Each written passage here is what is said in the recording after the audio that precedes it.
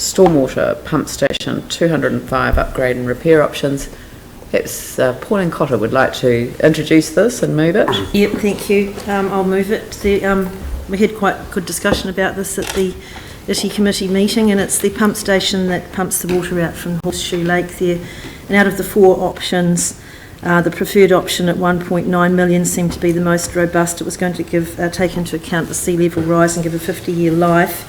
And because the land has actually sunk, this actually means that they're going to extend the flights they call in the Archimedes screw. It seems to be quite an innovative way to address this problem. But it's also going to protect a lot of homes from above floor flooding. So the fact that it's not operable at the moment, it's very difficult to operate, particularly in a storm event. So it's quite crucial that this actually gets repaired.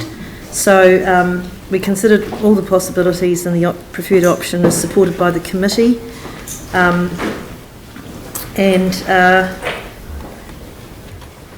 We talked about any possible developments in the residential red zone, and this is not going to affect any of that. So happy to move it. Thank you. Seconded by Mike Davidson. Question, Yanni? I was just looking at the funding, like this is earthquake damaged, so Yep. was this considered as part of the SCIRT process in terms of the allocation from HIG? Look, Steve's here.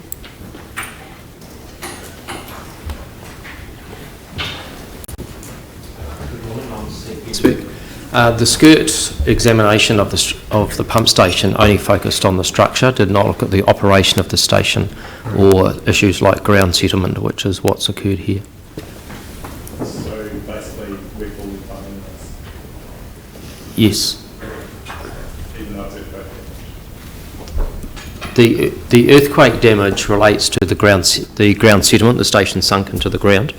Part of the flight extension is earthquake recovery. The bulk of this 1.9 million, 1.5 of it is actually for replacement of ageing equipment. The station is run by 1 electric pump and 2 diesels. The 2 diesels are ageing, and some of the equipment is unable to be replaced. So we've gone a little bit beyond the scope. This includes a bit of betterment, if you like, to use that description. Sarah, did you have a question? Or no? Dion? Just on the ground settling, does that come under the EQC? No, that's residential. Only. Is it only that only for, residential? And are you replacing the diesels with diesels? The proposal will be to replace them with electric pumps. Okay, that's good. Thank you. Glenn?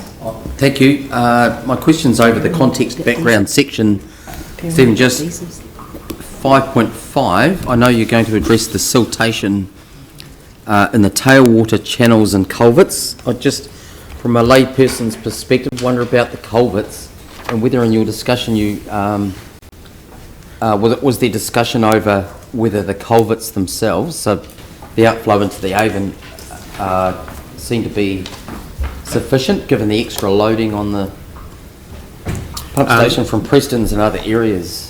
Yeah, no, there's no proposal. There's no proposal to replace the culverts at this stage. Okay. Their capacity should be sufficient. The any extra potential runoff from areas like Preston's has already occurred. Sorry, I just lost track of my thoughts there. The short answer is we believe the culverts are sufficiently at capacity. The ability to lift the water inside the tail race will actually help drive the water through the culverts. There is some siltation of the culverts that needs to be removed. Okay, I just wondered, just from being on the river, looking back, even at not a high tide level, the water's right out. So. Yes, it is. Part of this proposal, the pump station settled by 150 millimetres. This proposal includes to restore the lift of the station by that 150 plus an additional 450.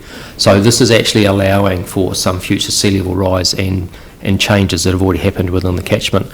What the proposed option is aiming to do is to maximise the capacity of the station within its existing infrastructure limits, which we believe will continue the life of the station for at least another 25 years. Okay.